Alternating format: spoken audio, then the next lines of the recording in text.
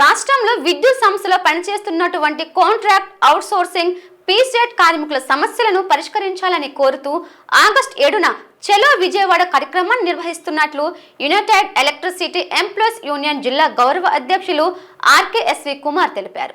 ఈ రోజు జగదాంబ సిఐటియు కార్యాలయంలో సంబంధిత పోస్టర్ను వారు ఆవిష్కరించారు. పనిచేస్తున్న సెక్షన్ ఆపరేటర్లు, షిఫ్ట్ ఆపరేటర్లు, కంప్యూటర్ ఆపరేటర్లు, మీటర్ రీడర్స్, స్టోర్స్లో పనిచేస్తున్న హమాలీసు, ఏటీపీ ఆపరేటర్స్, ఇలాగ రకరకాల పేర్ల మీద 26,000 మంది పైబడి ఏపీ ఈపీడీసీల పరిధిలో పనిచేస్తూ ఉన్నారు.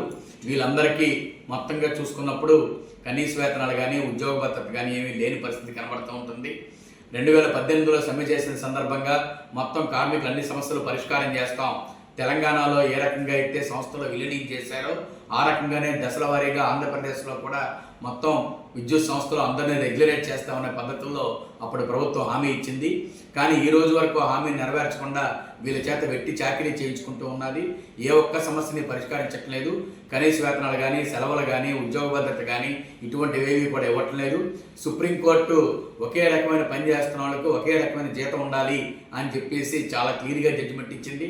ఆ రకంగా చూసుకున్నప్పుడు సమాన పనికి సమాన వేతనం చెల్లించాలి అని చెప్పి అడుగుతున్న ఈ రాష్ట్ర ప్రభుత్వం చెల్లించకుండా తాత్సారం చేస్తుంది. విద్యుత్ ప్రమాదంలో చనిపోతే వాళ్ళకి ఏ విధమైన నష్టపరిహారం కూడా కాంట్రాక్ట్ కార్మికులకు ఇవ్వటం లేదు. కాబట్టి ఎన్ని సమస్యలు పరిష్కరించాలని, విద్యుత్ కాంట్రాక్ట్ కార్మికులందరినీ రెగ్యులేట్ చేయాలని, 2022 పిఆర్సీ ఏదైతే ఏరియర్స్ బాకీ ఉందో ఆ ఏరియర్స్ మొత్తం చెల్లించాలని, జీతంలో వ్యత్యాసం లేకుండా అందరికీ 46,000 రూపాయలు జీతం చెల్లించాలని, కాంట్రాక్ట్ కార్మికులకి 1,00,000 కోట్ల రూపాయలు ఇన్సూరెన్స్ చేయించాలని చెప్పేసి, అలాగే రిటైర్మెంట్ బెనిఫిట్స్ వాటికి 10 లక్షల రూపాయలు ఇవ్వాలని, అలాగే హమాలీసు పీస్ రేట్ మీద పనిచేస్తున్న వాళ్ళు ఎవరైతే ఉన్నారో వీళ్ళకి నెలవారీ జీతాలు చెల్లించాలని చెప్పేసి డిమాండ్లతోటి రేపు ఆగస్టు 7వ తారీఖు నాడు చలో విజయవాడ కార్యక్రమం జరుగుతుంది. దీనికి ఇప్పటికే జిల్లాల వారీగా సదస్సులు, రౌండ్ టేబుల్లు, మీటింగ్లు అన్నీ నిర్వహిస్తూ ఉన్నాము.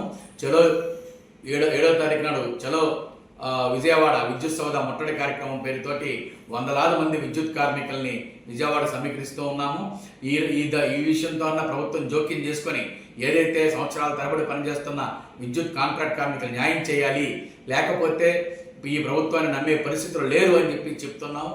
మా ప్రభుత్వం మంచి ప్రభుత్వం, మేము కార్మికులకు అండగా ఉంటామని చెప్పి ఏదైతే ఎన్నికల్లో హామీ ఇచ్చారో ఈ రోజున హామీ నిలబెట్టుకోవాల్సిన అవసరం ఉంది.